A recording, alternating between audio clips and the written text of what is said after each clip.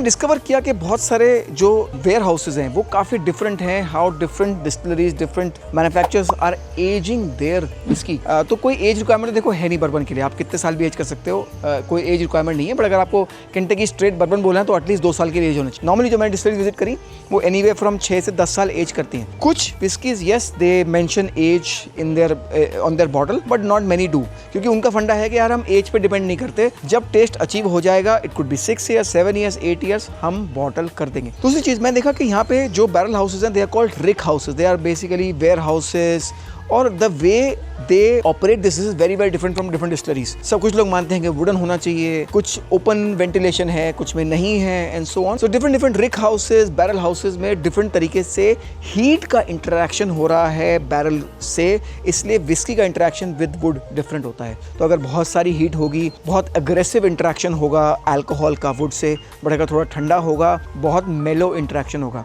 In fact एक study जो मुझे आज पता चली, वो कहते हैं कि एक सर्टेन टेम्परेचर से बिलो एक्चुअली अल्कोहल का would say interaction almost negligible हो जाता है। तो स्कॉच विस्कीज जो बहुत सारे साल एज करती हैं, एक्चुअली कुछ विंटर्स में तो वो एज ही नहीं करती, वो कुछ इंटरेक्शन नहीं होता। जैसे मैं आज वुडफोर्ड में देखा, वुडफोर्ड बड़ा यूनिक प्रोसेस यूज करता है कि वो बाहर स्टोन वॉल है, स्टोन वॉल एक्चुअली इंसुलेट करता है। जब बहुत सारी गर्मी होती है तो अंदर इतनी गर्मी नहीं आती एज कम्पेयर टू अगर वो वुड होगा तो वुड की गर्मी अंदर आएगी, अगर वो वुडन हाउस होगा। और विंटर्स में क्या करता है, विंटर्स में तो बहुत ठंड होता है, तो अंदर थोड़ा थोड़ा स्टीम ऐड करता रहता है। सो बेसिकली वो कह रहे हैं कि 365 डेज एज होगा। एक और बड़ा इंटरेस्टिंग कॉन्सेप्ट सीखा मैंने, this something called single barrel. Single barrel क्या होता है, देखो अगर वो रिक हाउस में बहुत ऊपर है तो वो ऊपर बहुत सारा ठंडा होगा, बहुत सारा गर्म होगा, एज कम्पेयर टू बैरल जो बहुत नीचे है। जो मास मार्केट विस्कीज हैं, जब वो बनाते हैं तो क्या करते हैं, ऊपर वाला बैरल, नीचे वाला बैरल, बीच वाला बैरल, इनको ब्लेंड करते हैं। और वो ब्लेंडेड विस्की नहीं है, क्योंकि वो एक ही विस्की है, डिफरेंट डिफरेंट बैरल्स को मिक्स करते हैं और वहाँ पे वो फ्लेवर को थोड़ा एडजस्ट करते हैं और फिर बॉटल करते हैं। बट उनके कुछ एक्सप्रेशन आते हैं विच